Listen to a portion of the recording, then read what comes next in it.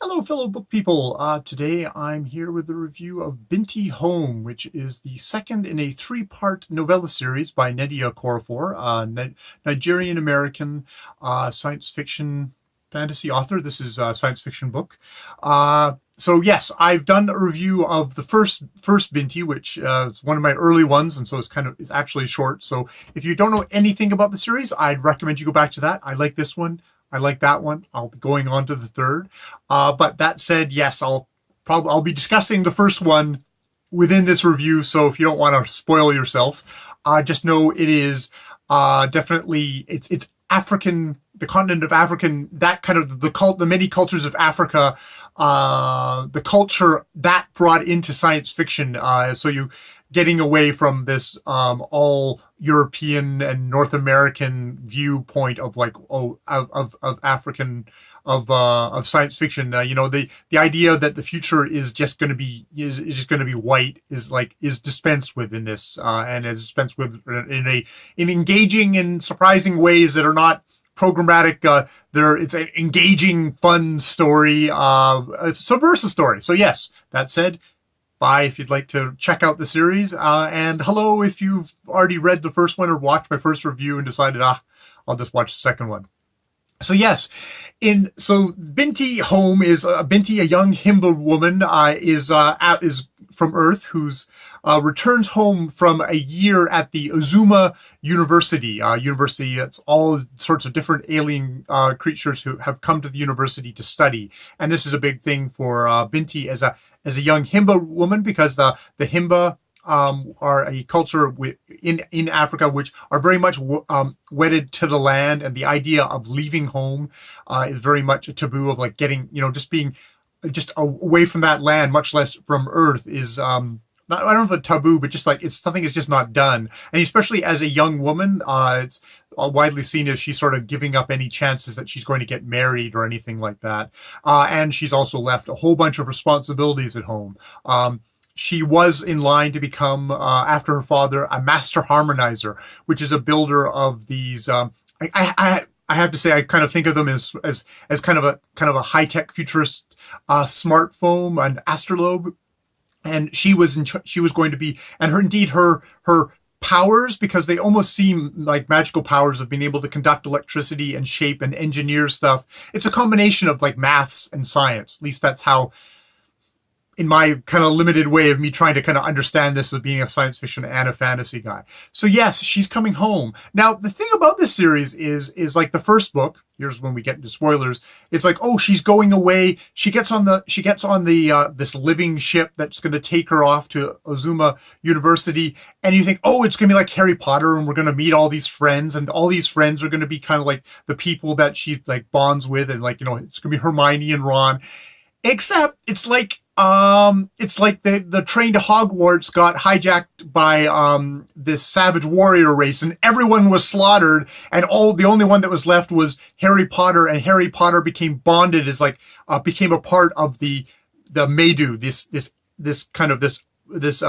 very violent, very aggressive alien race that took over the ship and executed everyone, and she was the only one who survived. And the way she survived was that she has this god rock, and see, now I'm losing my details, but basically she became initiated into this tribe. She became a part of them. Her hair, as you can see on the front here, those aren't dreadlocks that are waving in the wind. Those are actually Medu tentacles that have become grafted in. It's become a part of her. So much part of this book is about all these crossing of boundaries. She is a Himba woman who has crossed the boundary, leaving home, going into the outside world. So kind of a crossing a boundary that way. She becomes not just human, but she becomes human and Himba. And in this book, while she's going home, where it's like she's clutched with all this anger, the book opens with her being like having these waves of anger and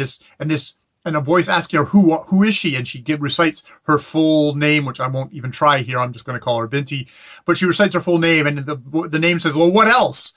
And she gets this rage and anger, and she gets this feeling of unclean, I'm unclean. And it's indeed all this that prompts her to go home with actually one of the Medu that she's basically kind of bonded with but also is probably one of the Medu who killed all of her friends and has given her PTSD, post-traumatic stress disorder. Make sure I get that right, not some other acronym in there. But so it's a very interesting book that way of like, this is somebody who's like murdered everybody that you knew, but somehow they're connected. And it's a nice nuance of like, wow, you're living with the people who murdered your friends, which it has a very kind of a resonance thing of like, you live cheek and jowl with people that you're deadly enemies with, with people that you might have grudges with, but you somehow have found a way to live with them.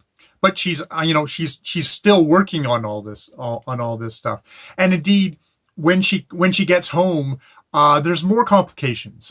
She ends up seeing the family does not react well. We get all these other introductions. It's like we don't make things. Nnedi Okorafor is not about making things simpler. You think, oh, she's going to come home, she's going to kind of close in with the family somehow, or maybe reject the family and just walk away. It's like, no, Nnedi Okorafor is not into that kind of these simple, clear-cut things. You could call this a young adult novel, but I think the thing that might some young adult novels want to take things from a very kind of a primary, clear-cut sense of things, where this book is all about sort of the nuance, which gives it maybe it's more of its literary feel. I listened to this book on audio, and it's one of these books of, it's just at the edge of where I had to, I was like listening and re-listening and thinking about stuff. It's something I'm at some point I will pick up the entire series collected into one volume and reread it, because it was a nuanced book. Actually, I think I really benefited from having an expert narration for just sort of saying the names of things like the Oku, her friend. I wouldn't probably know how to say that name, Oku, or the Umza University. It's a part of that was getting all the kind of the characters and the nuance. I thought that the narration actually probably helped me as a ignorant fellow to kind of get into that. Now I can go in and I can read it and even get more.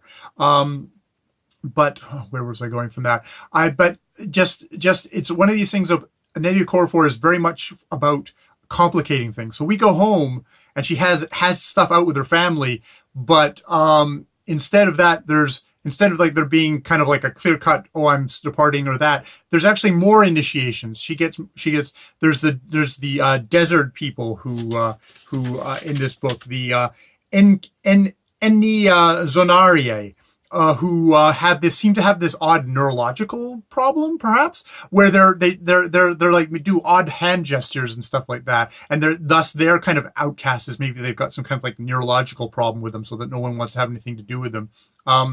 But they hang out in the desert, and indeed she sees the night masquerade, which is something that is supposed to only appear to the males of the Himba tribe, but it appears to her, this figure that's supposed to call the hero, but it's only supposed to call the male, and only males are supposed to see it. So yet again, Binti has kind of crossed another divide there, and she's taken into the desert, and there's another initiation. And with each of these initiations, there's this demand that I think in maybe a simpler book we like, oh well, now I'm a part of this group and I've left that group behind. But it's like, no, it's like Binti is carrying all this with her. It's all these wonderful like layers upon layers, which really gives it that kind of, I don't know if it's like a modern feel of like, wow, this is life. What am I? Am I just a male? Am I just a Canadian? Am I just a North American? Am I just I'm trying to do it my own complex things, and I'm sure people would look at white dude Canadian and see a fairly simple thing, a British Columbian, a Victorian, there's layers like, what political party, all the different things that kind of impinge upon you, that you have to kind of juggle, being a husband, being things that you have to kind of juggle together, being, with my profession and all that. It's in this odd way, it's how I can made the Binti story feel very relatable to me, even though I couldn't be something that was probably more far from my experience, not even just in a science fictional sense, but just in a sense of different, just going from a different culture, the Himba culture. So yeah, I'm really, really looking forward to the very final book in this trilogy. I've been taking this very slow. I did Binti a good while ago. I'll have to check and see how long ago it was. And then I've come on to home, and I could pick up Binti Night Masquerade tomorrow, but I'll probably actually let this sit. I'm actually really enjoying going through each section. I find that Nnedi Okorafor really packs in a lot, where, another book, this would be just a gigantic series and you'd get all the minutia about the school and different adventures in the school. It's like, no, we're honing this this is like poetry, and snipping out all the inessentials, all the silly adventures, all the silly, well, fun adventures, stuff like that in like in a Hogwarts or any kind of like school novels. Like, no, we're chopping that out because this isn't actually about it being a school novel. It's about this young woman and her negotiating all these different little, complications of her life. Now, there was one part of in here that I was sort of disappointed with, and I wonder if that's my expectations. There was an explanation of a certain kind of a certain kind of her abilities, which I think I projected kind of a mysticism to it. I have to say I kind of likened it to the Force, and then finding out it's the Metachlorians all along. But I think actually that was my projection, me kind of trying to romanticize, like, it's mystic stuff from Africa and it's magic. And it's like, no, this is actually science fiction. There is another part of there where it's like, aliens are maybe giving somebody abilities, which that sort of triggers some parts of me of thinking about the Chariot of the Gods, which is the idea that, these people, the Incas or something like that couldn't have, or the Egyptians couldn't possibly have made their great structures. It had to be alien technology that did it. This couldn't actually be, these people were smart enough and to figure out stuff on their own of how to do stuff. So I had a slight trigger of that, but overall, this is just a tremendous series. Which if you haven't read this and I would totally go back to Binti. Hopefully, I don't think I've ruined anything. Nnedi Okorafor is somebody who brings a lot of richness and depth, stuff that I haven't been able to even touch upon in this review to get to. So yeah, don't dismiss it as just because it's a young protagonist that it's just YA, because I think the best YA is stuff that actually goes past that, and you talk about a young person's journey through the world and trying to figure out their identity is something that happens to us all. Even when you're an old dude like myself, you're still traveling through the world and trying to figure things out, trying to figure out what your identity, how I am, who I am, how I should act, what shall I say. Now I'm quoting a little bit of poetry that I'm doing at the moment. So yeah, that's my review of Binti Home. More videos later.